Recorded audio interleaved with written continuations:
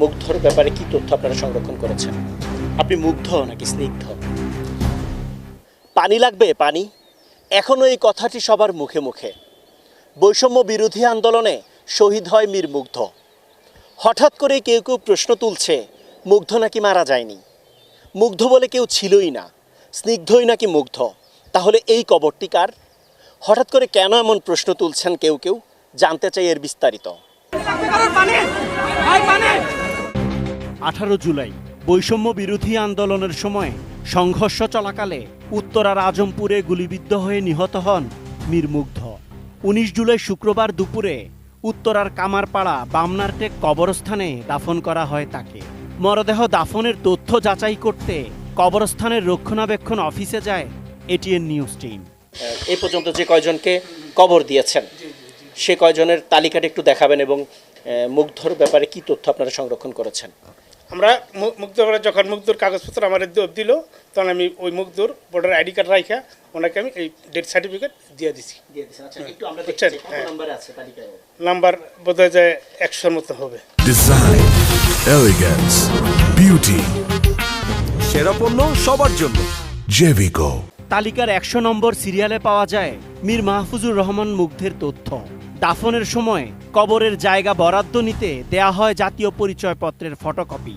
যেখানে খুলনা ভার্সিটিতে লেখাপড়া করছে ওইখানে তো মনে হচ্ছে ছাত্ররা না হইলে 80 জন ছাত্র হয়েছিল 3টা গাড়ি নিয়ে, বাস নিয়ে দেখার লেগে ওনাকে।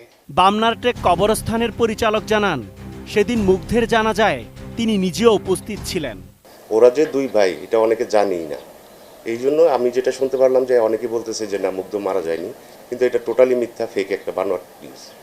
মুগ্ধ মারা গেছে, আমাদের কবরস্থানে তাকে মাটি দেওয়া হয়েছে, এটাই সত্যি।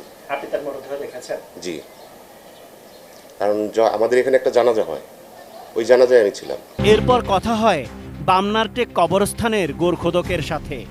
আপনি এই কবরস্থানে কি কাজ করেন? কবর খোঁজে। জি। আপনার পেছনে যে কবরটা দেখা যাচ্ছে এটা কার কবর? এটা মুগ্ধর কবর। কোন মুগ্ধ? পানি যেন করতে হয় এই মুগ্ধ কবর। জি। এই কবরটা কি আপনি করেছেন? আমি করেছি। মুগ্ধের যমজ ভাই স্নিগ্ধ জানান, জুলাই আগস্ট আন্দোলনে নিহত এবং আহতদের নিয়ে গুজব ছড়িয়ে বিতর্কিত করার চেষ্টা করছে একটি কুচক্রী মহল। আপনি মুগ্ধ নাকি স্নিগ্ধ?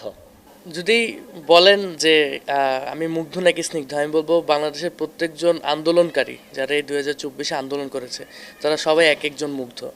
যারা শহীদ হয়েছে তারা সবাই এক একজন মুগ্ধ, এবং আমিও একজন মুগ্ধ।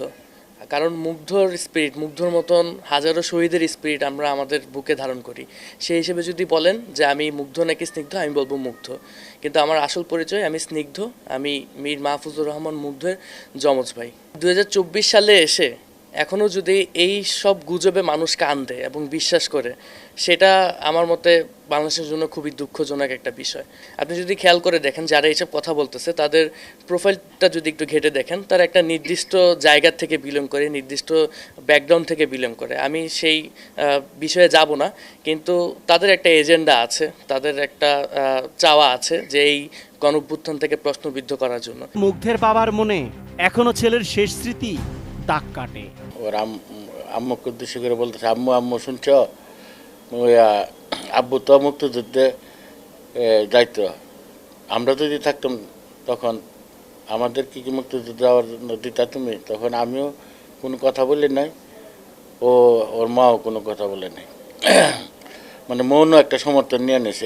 এই স্মৃতিগুলি আমার তার সাথে শেষ কথাবার্তা। আসলে যেগুলো মনে পড়ে, এবং আসলে দ্বিতীয় মুক্তিযুদ্ধে বা মুক্তিযুদ্ধ তার একটা আকাঙ্ক্ষা তার ছিল, ওই আকাঙ্ক্ষাটা আমার মনে হয় তার পূরণ হয়েছে। Asad Bhuiyan, ATN news, Dhaka.